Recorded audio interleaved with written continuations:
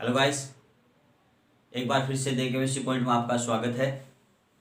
आज हम जो बची हुई 3 रिएक्शन है वो पढ़ेंगे। एल्डिहाइड और कीटोन है वो कंप्लीट हो जाएगा। शुरू करते हैं उससे पहले मैं एक आपको सूचना देना चाहता हूँ कि जो यूट्यूब चैनल का जो लोगो है वो मैंने चेंज कर दिया है। जो अपनी कोचिंग का लोगो है वही अपने यूट्यूब चैनल का लोगो बना लिया है। यानी अपनी कोचिंग और जो यूट्यूब चैनल है उन दोनों का एक ही लोगो है। तो आप भ्रमित न होए। पहले लोगो था उसको मैंने चेंज कर दिया है और जो कोचिंग वाला लोगो है वो एडजस्ट कर दिया है। ठीक है, ध्यान रखें इस बात को। देखें आगे, हमने एल्डोल संघनन पढ़ा था, केनिज़ारोव क्रिया पढ़ी थी हमने, क्रॉस एल्डोल पढ़ा था। एल्डोल संघनन के अंदर हमने देखा था कि समान एल्डिहाइड और समान कीटोन लिए थे जिनमें अल्फा हाइड्रोजन उपस्थित था। उसी प्रकार से हमने केनिज़ारोव क्रिया ली थी जिनमें क्या था, अल्फा हाइड्रोजन अनुपस्थित था। जो अल्फा हाइड्रोजन अनुपस्थित होते हैं वो केनिज़ारोव क्रिया देते हैं और जिसमें अल्फा हाइड्रोजन उपस्थित होते हैं एल्डिहाइड और कीटोन वो एल्डोल संघनन देते हैं। इसके अलावा एक और पढ़ा था हमने क्रॉस एल्डोल। क्रॉस एल्डोल के अंदर 2 प्रकार के एल्डिहाइड और 2 प्रकार के कीटोन लिए थे, जबकि एल्डोल संघनन के अंदर समान एल्डिहाइड और समान कीटोन लिए थे। जैसे एसिटाल्डिहाइड का एसिटाल्डिहाइड के साथ, प्रोपेन एल्डिहाइड का प्रोपेन एल्डिहाइड के साथ। तो आज हम पढ़ रहे हैं उसी से मिलता जुलता हुआ एक क्लेजेन कंडेंसेशन या क्लेजेन संघनन। क्लेजन संघनन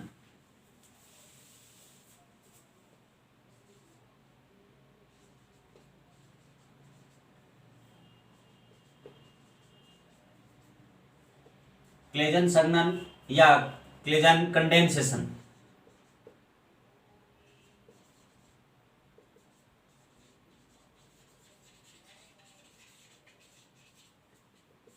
देखिए, जो हमने एल्डिहाइड और कीटोन का हमने एल्डोल पढ़ा था उसी से मिलता जुलता हुआ है, कोई अंतर नहीं है।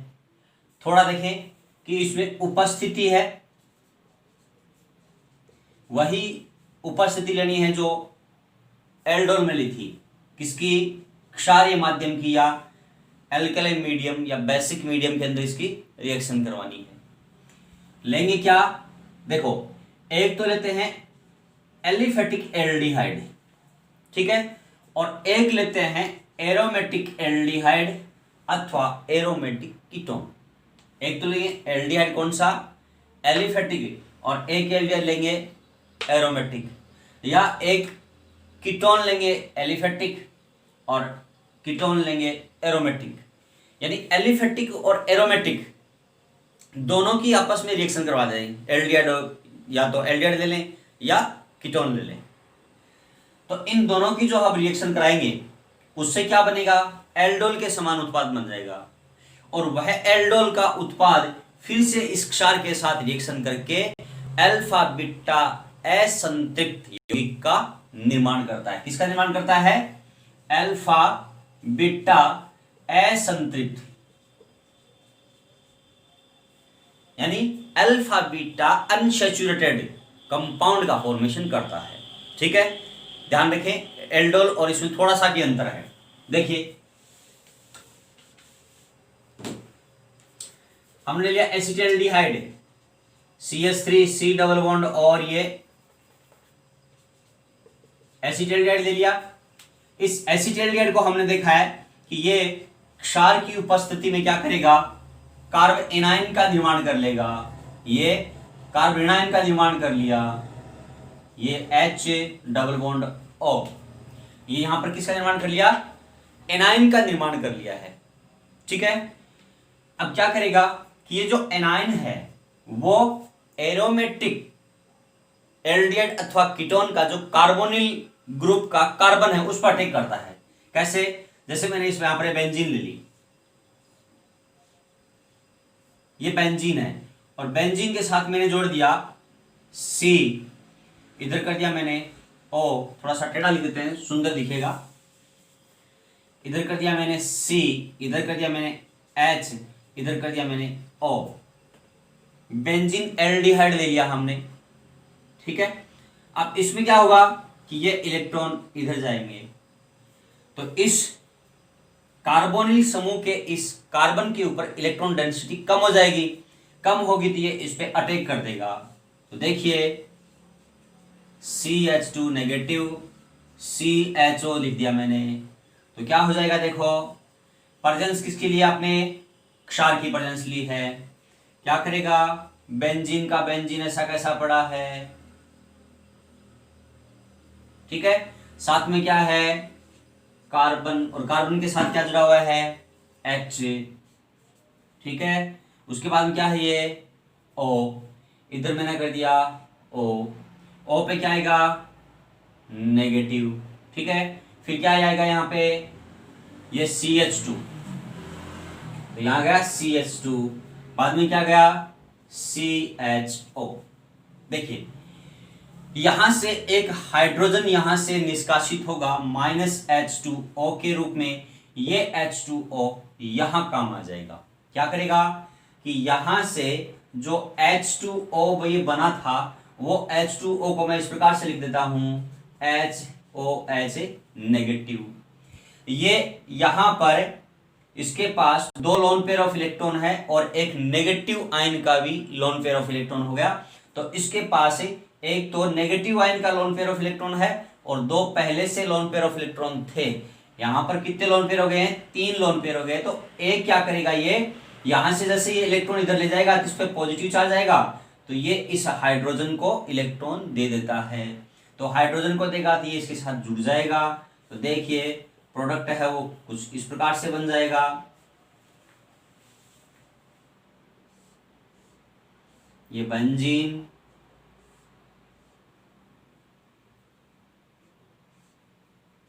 बेंजीन के साथ इधर H, इधर OH बन गया, इधर CH2 और इधर CHO बन गया, एल्डिहाइड ग्रुप, ये एल्डिहाइड ग्रुप हो गया।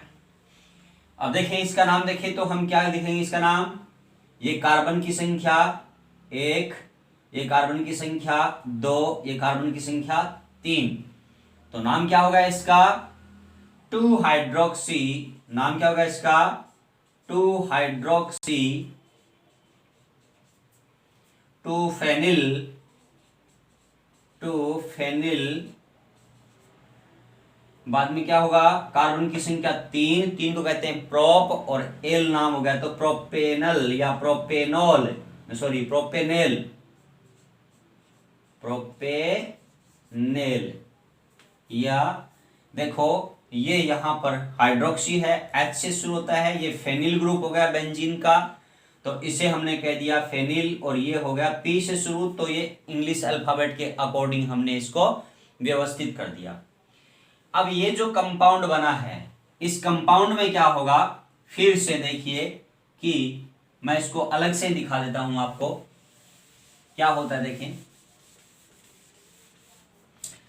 ये कंपाउंड फिर से इस क्षारीय माध्यम में या एल्कली मीडियम के अंदर फिर से रिएक्शन करता है। ये बेंजीन ले लिया मैंने और बेंजीन के साथ जुड़ गया यहां पर CH O H, फिर आ गया CH2, फिर आ गया CHO। मीडियम कौन सा लिया हमने, एल्कली मीडियम या क्षारीय माध्यम लिया है। तो ध्यान दे कि मैं इस अल्फा हाइड्रोजन को एक बार इस प्रकार से लिख देता हूं।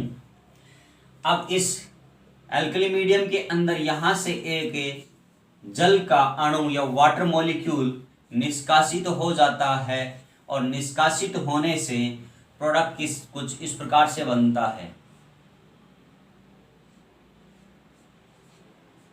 CH double bond CHCHO। Product क्या बन गया देखें, नीचे लिखता हूं मैं प्रोडक्ट है,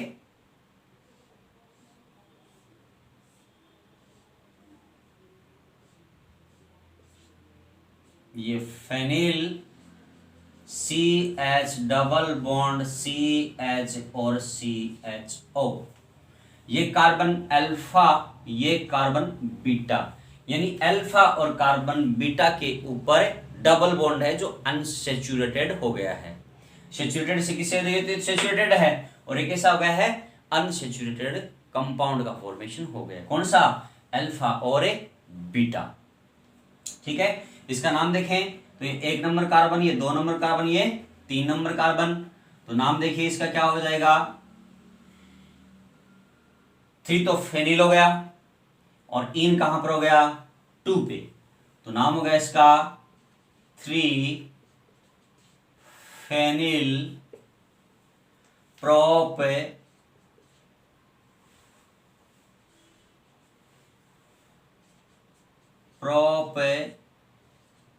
टू इन 1 एल।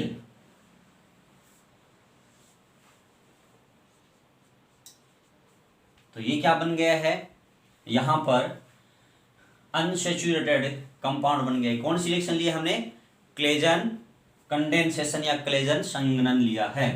तो इस प्रकार से होता है कि सेम वैसे ही देखो, यहां तक कंडेंसेशन है वो सेम का सेम एल्डोल के समान है, परंतु क्या करेगा कि ये जो एल्डोल के समान जो कंपाउंड बना है वो कंपाउंड फिर से क्या करता है, क्षार की उपस्थिति में एल्कली मीडियम में अल्फा कार्बन से हाइड्रोजन और बीटा कार्बन से एल्कोहल का यहां से निष्कासन कर देता है, और जैसे यहां से H2 का रिमूवल होता है तो अनसैचुरेटेड कंपाउंड का फॉर्मेशन हो जाता है। ठीक है,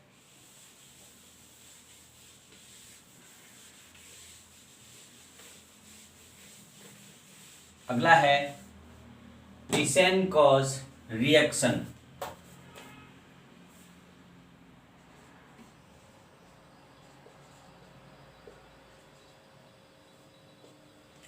टिसेनकोज रिएक्शन या अभिक्रिया। टिसेनको में क्या है, हमने ली थी केनिजारो अभिक्रिया, और केनिजारो अभिक्रिया में लिया था कोई भी जिसमें अल्फा हाइड्रोजन नहीं है वो एल्डिहाइड लिया था, और जिसमें अल्फा हाइड्रोजन नहीं है वो कीटोन लिया था, और कार्बोक्सिलिक अम्ल और एल्डिहाइड एल्कोहल बना था, कार्बोक्सिलिक अम्ल के लवण और एल्कोहल बना था, वो की वो यहां पर अभिक्रिया होगी, लेकिन थोड़ा सा अंतर होगा इसके अंदर। क्या होगा, देखिए इस टिसेनको रिएक्शन के अंदर आपको ध्यान देना है कि यहां पर कोई भी एल्डिहाइड ले सकते हो, कोई भी, वो उसमें अल्फा कार्बन भी हो सकता है और उसमें अल्फा कार्बन नहीं भी हो सकता है। ठीक है, तो ये रिएक्शन कराएंगे और उपस्थिति लेते हैं एल्यूमिनियम एथोक्साइड OC2H5 नाम क्या होगा इसका, एल्यूमिनियम एथोक्साइड। ठीक है ना, ये एथेन है बीच में, ये ऑक्सीजन है, तो एथोक्साइड ये एल्यूमिनियम है। तो लिया क्या आपने, 2 मोल ले लिया एल्डिहाइड, जिसमें अल्फा कार्बन हो भी सकता है, अल्फा कार्बन नहीं भी हो सकता है, यहां पर कोई कंडीशन नहीं है। ठीक है, जबकि एल्डोन में कंडीशन थी। जैसे इसके साथ रिएक्शन करता है तो देखिए क्या करेगा, ये एक तो बनाएगा यहां पर CH3COOH अम्ल यानी एसिड बनाएगा, और एक बनाएगा यहां पर कार्बोक्सिलिक एसिड,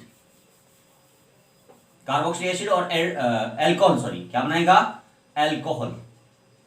तो देखिए यहां क्या बना, एसिटिक एसिड और एथेनॉल, ये 2 बन गए। एक तो बना है एसिटिक अम्ल और एक बन गया एथिल एल्कोहल या एथेनॉल। ठीक है ना,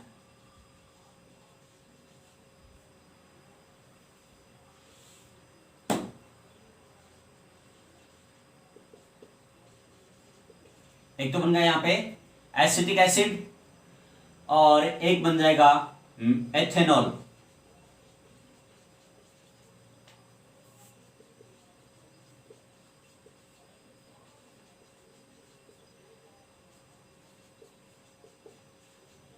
एथेनॉल या एथिल अल्कोहल। अब ये क्या करेगा कि फिर से ये रिएक्शन कर लेता है। केनिजर और विग्राम थी, अब रिएक्शन आगे नहीं की थी, लेकिन ये इसकी एल्यूमिनियम एथोक्साइड की उपस्थिति में फिर से ये रिएक्शन कर लेता है। तो देखिए क्या करेगा, ये रिएक्शन करेगा और रिएक्शन करके यहां से एक H2O का रिमूवल कर देगा। क्या कर देगा? यहां से H2O का रिमूवल कर देगा, एल्कोलाइज रिवर्स कर दिया। तो देखिए क्या करेगा ये, CH3 C double bond O C2H5 या CH2 CH3, यहां से OH और यहां से H, तो यहां से क्या हो जाएगा? रिमूवल हो जाएगा। ठीक है, तो किसका रिमूवल होगा? प्लस से H2O, एक जल के अणु का निष्कासन हो गया है। तो क्या बन गया? यहां पर है एस्टर बन गया है। क्या बन गया? एस्टर। तो देखिए जो टिसेनकोज अभिक्रिया है या टिसेनकोज रिएक्शन है, उसके अंदर क्या होता है कि केनिज़ारो अभिक्रिया के समान ये अभिक्रिया होती है, परंतु यहां पर कंडीशन नहीं होती। आप जिसमें हाइड्रोजन अल्फा है वही भी ले सकते हो, और जिसमें अल्फा हाइड्रोजन नहीं है वही भी आप कोई भी रिएक्टेंट या अभिकर्मक ले सकते हो। जैसे ही हम इसकी एल्यूमिनियम एथोक्साइड के साथ रिएक्शन कराते हैं, तो जिस प्रकार से केनिज़ारो अभिक्रिया में बने थे उत्पाद, वैसे ही उत्पाद बनते हैं, परंतु ये फिर से आपस में रिएक्शन करते हैं और एक जल के अणु का निष्कासन करते हैं और किसका निर्माण करते हैं? एस्टर का निर्माण करते हैं। इस एस्टर का नाम क्या हो गया? Ethyl acetate. नाम क्या होगा इसका? Ethyl acetate. ठीक है, तो बन गया आपके पास एस्टर।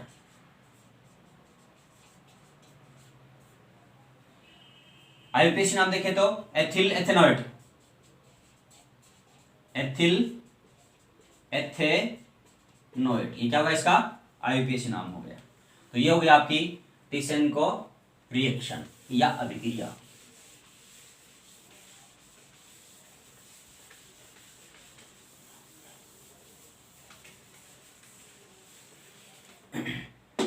अगली जो अभिक्रिया है वो यूरोट्रोपिन की है।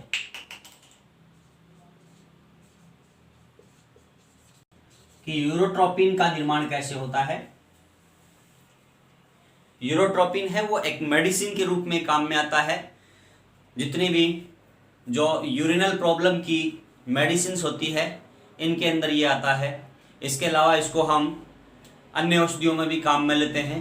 इसके अलावा यदि हम यूरोट्रोपिन की रिएक्शन सदुम HNO3 के साथ करवा देते हैं, कंसंट्रेट HNO3 के साथ रिएक्शन करवाते हैं, तो RDX बन जाता है। RDX का निर्माण हो जाता है। RDX क्या होता है? एक एक्सप्लोजिव विस्फोटक पदार्थ होता है जो इस यूरोट्रोपिन से ही बनता है। ऐसे जो यूरोट्रोपिन है वो औषधि के रूप में काम में लेते हैं।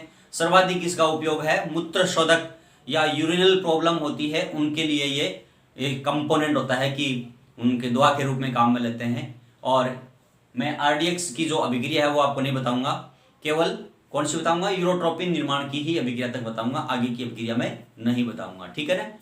देखिए आपने लिया CHO, HCHO क्या है? ये फॉर्मेल्डिहाइड है। क्या है ये? फॉर्मेल्डिहाइड। और फॉर्मेल्डिहाइड के रिएक्शन है वो हम करा दें अमोनिया के साथ।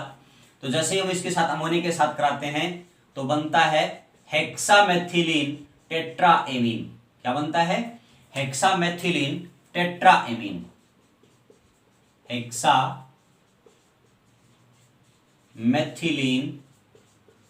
टेट्राएमीन का निर्माण होता है और इसे क्या कहते हैं?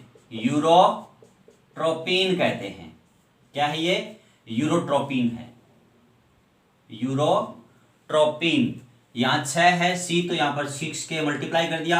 यहां अमोनिया 4 है तो 4 से मल्टीप्लाई कर दिया और यहां पर 6 जल के अणु का निष्कासन हो जाता है। अर्थात देखिए कि फॉर्मेल्डिहाइड की रिएक्शन हम अमोनिया के साथ करवाते हैं तो यूरोट्रोपिन या हेक्सामेथिलीन टेट्राएमीन का निर्माण करती है, जो किस काम में आती है? यूरिनल प्रॉब्लम के लिए या मूत्र शोधक औषध होती है। कौन सी ड्रग्स होती है? ये यूरिनल प्रॉब्लम के लिए इस मेडिसिन का उपयोग किया जाता है। अब इसका हम स्ट्रक्चर देखें। स्ट्रक्चर क्या होगा? देखिए यूरोट्रोपिन है एक साइक्लिक कंपाउंड होता है। इसकी कॉम्प्लेक्स स्ट्रक्चर होती है या बहुत जटिल संरचना होती है। देखिए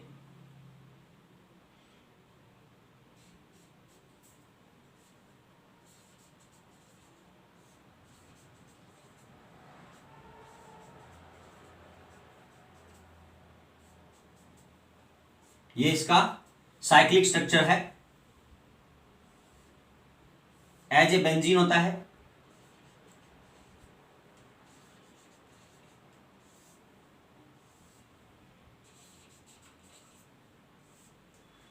ये देखिए।